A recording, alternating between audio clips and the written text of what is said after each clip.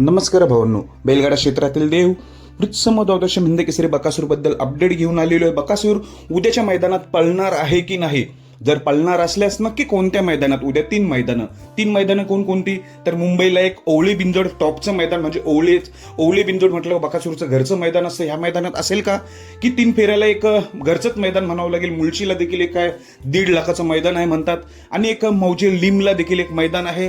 तर उद्याच्या मैदानात पळणार आहे का, तीन मैदानापैकी जर पळणार असल्यास तर कोणतं मैदान, हे आपण या व्हिडिओमार्फत जाणून घेऊ. तर आज भावांनो आपल्याला मौजे पेठ वालवा येथे पळताना दिसला. तिथे गटालाच हार झाली होती, गाडी फॉल झाल्यामुळे. खरं तर बकासूरचं नियोजन होतं 22 तारखेचं, कन्फर्मच नियोजन होतं, पण आजचं नियोजन हे अचानकपणे झाल्यामुळे आज आपल्याला वालवा पेठ येथे बकासूर पळताना दिसला.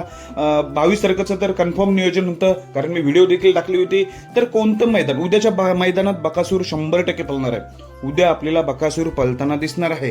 पण बरीच चर्चा रंगू लागली, की बरेच जण म्हणतात की ओवळे बिनजोड उद्या आहे तिकडे पळणार आहे. काही जण असं म्हणतात की 1.5 लाखाचं मुळशीला मैदान आहे तिकडे पळणार आहे. काही जण म्हणतात की मौजे लिमला पळणार आहे. तर अपडेट आपण घेतलेली आहे. कुठल्या मैदानात येतोय, तर मौजे लिम मध्ये आपला बकासूर पळताना दिसणार आहे. उद्या मुंबईमध्ये देखील नाही दिसणार, मुळशीमध्ये देखील नाही दिसणार तर मौजे लिमचं मैदान आहे. या मैदानात बकासूरचं नियोजन पहिल्यापासून फिक्स आहे. या मैदानात आपल्याला बकासूर 100% पळताना दिसणार आहे. आज एकच फेरा झालेला आहे, गटालाच गाडी फॉल झालेली आहे.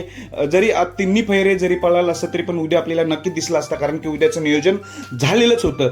आता उद्या आपल्याला मौजे लिममध्ये आपला बकासूर दिसणार आहे. बेस्ट ऑफ लक. धन्यवाद.